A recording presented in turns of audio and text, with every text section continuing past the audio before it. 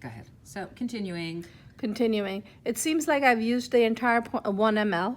So what I'm going to do now is I'm going to go back in my syringe and get another 1 ml sample of the titrant. We're probably just short of the, Yeah. because we had half a mil Yeah. of the sulfuric, so we're probably Right. like just So short this of might endpoint. just be the drop that does Yeah. it.